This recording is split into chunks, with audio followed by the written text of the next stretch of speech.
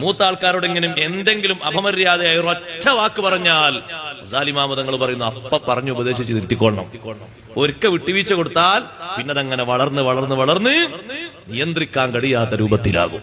സ്വന്തം ജേട്ടത്തിയോ അനുജത്തിയോ സ്വന്തം ചേട്ടനെ അനുജനോ പേരെടുത്ത് വിളിക്കുന്ന കേട്ടാ വാപ്പ വിളിക്കണം. ഒരു കാര്യം പറയട്ടെ, അതെന്റെ ആരാ? അത് മൂത്താള്. ഇപ്പൊ എന്താ വിളിച്ചേ? പേരെടുത്തല്ല വിളിച്ചേ? മേലാരങ്ങനെ വിളിക്കരുത്. കാക്കാന്ന് വിളിച്ചാൽ മതി, താത്താന്ന് വിളിച്ചാൽ മതി. ഇനി അങ്ങനെ പേരെടുത്ത് വിളിക്കുന്നത് എന്റെ ശ്രദ്ധയിൽപ്പെട്ടു പോകരുത്, ഒരിക്കലും ഉണ്ടാകരുത്. ഉപദേശങ്ങൾ കൊടുക്കണം. ആ അനുജനെ വിളിച്ചിട്ട് പറയണം, മോനെ മൂത്താളാണ്, ഒരിക്കലും വിളിക്കരുത്. ജീവിതത്തിൽ അള്ളാഹു ബർക്കത്തെടുത്തു മാറ്റും.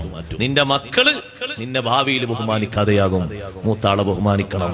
ബാപ്പ പറഞ്ഞു കൊടുക്കണം മക്കൾക്ക്, ഞാനില്ലെങ്കിൽ നിങ്ങളെ ഈ വീട്ടിലെ മുഴുവൻ കൈകാര്യങ്ങളും ചെയ്യേണ്ട ആളാണ് മൂത്ത ഇക്കാക്ക. മൂത്ത ജ്യേഷ്ഠൻ ബാപ്പാന്റെ സ്ഥാനത്താണ്. അതാരാ? മൂത്ത ജ്യേഷ്ഠനാ. മുന്നിൽ നടക്കാൻ പറ്റൂല, പിന്നില്